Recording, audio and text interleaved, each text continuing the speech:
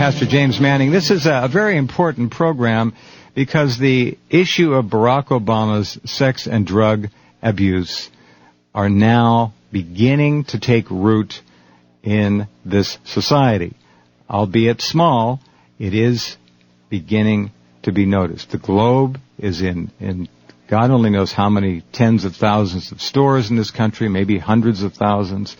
This is the second issue they've done on the Larry Sinclair story. I would expect that Pastor James Manning's story will be perhaps in the following episode of this publication and its coverage of the story. So, with respect to your earlier comment that you're surprised that Larry Sinclair is still alive, is safety to be found, Pastor Manning, in publicizing issues like this?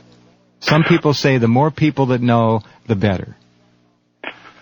Well, I suppose I'm ambivalent about the answer to that question, mainly because at the level at which I am speaking, but more specifically what Larry Sinclair is saying, because he's talking about a personal sexual experience with the senator. And that is far more condemning than the information that I can present.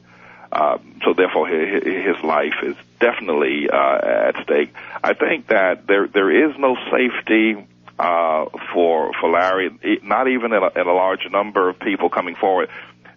Historically, you don't get a large number of people coming who do know information such as what Larry knows, and every choir member in Trinity United Church of Christ knows in Chicago, and people around the south side of Chicago knows as well. They don't come forward. I mean, they just don't come forward on issues like this.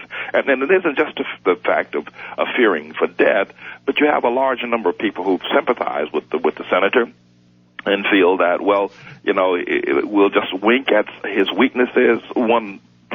Several people have written to me and said, okay, we know he's got skeletons in his closet. Leave him alone. He's going to do great things. There's no one running for office who doesn't have skeletons in their closet. I've heard the same rationale before, too. In point of fact, some people are now to the point, and I think it's because this society has been bathed in sexual excess of all kinds and drug excesses of all kinds for so long, they say, so what? He could still be a great president. That shouldn't disqualify him. And that's a very lamentable commentary on America. Well, I get a lot of that. And then, of course, the people and the circles in which Barack has traveled, you're talking about the African-American people, and for them to turn him in, there should be a loyalty to Obama by black people, no matter what he has done. Do not betray him. But there are people who are willing to do whatever it takes to make sure that nothing hinders this perhaps great and historical moment for black people. But again, you have to remember they are closely webbed in sexual deviancies out of the Trinity Church.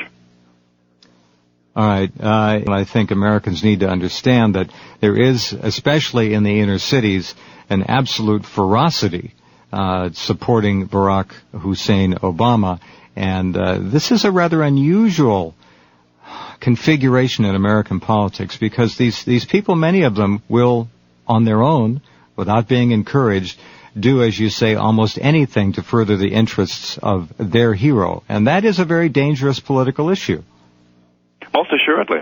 And it's going to become increasingly so as we move towards the end of the primary.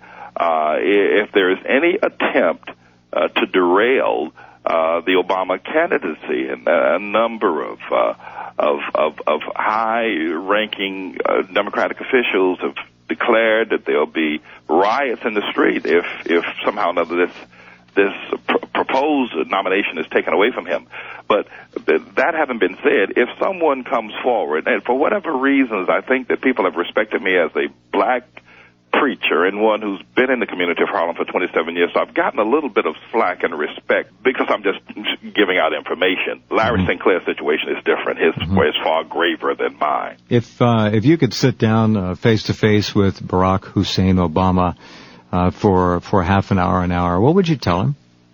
I'll tell him how dangerous he is, and I would ask him to try to hear the sufferings of black people, to hear the sufferings of the women, the black women who lay awake at night, who don't have a husband or man, but have 2 to 3 children, who are struggling to support them, to try to hear the weepings and the laments, and to try to understand that there is tremendous pain. The black woman is perhaps the most ill-treated, most painful woman on the planet today. Nobody knows the trouble she sees raising children, paying the bills. And I'll try to explain to the senator that what he is doing is that he is offering a false hope.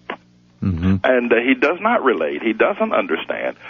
And I can appreciate that, Jeff. My problem is, the larger problem I see, and one of the reasons that I started on this campaign, is that the black nation can't understand that he doesn't understand that they don't perceive that he is so alienated from them, so outside, so ostracized away from who they are or their concerns, and that he will never reach in to touch them. And so they're giving themselves wholeheartedly over to a fairy tale. It just doesn't mean a thing for them, and it's only going to bring more pain and more disappointment in his candidacy. So that's my problem. And the other thing is that, you know, the black nation have routinely been made wrong choices with their leaders over the last 50 years, which brought us to the office. That's a very important point, which I'd like to explore with you perhaps in another conversation. Pastor James Manning, thank you very much for being here tonight and sharing your views. Thank you for having me, Jeff. Indeed. Good night, sir.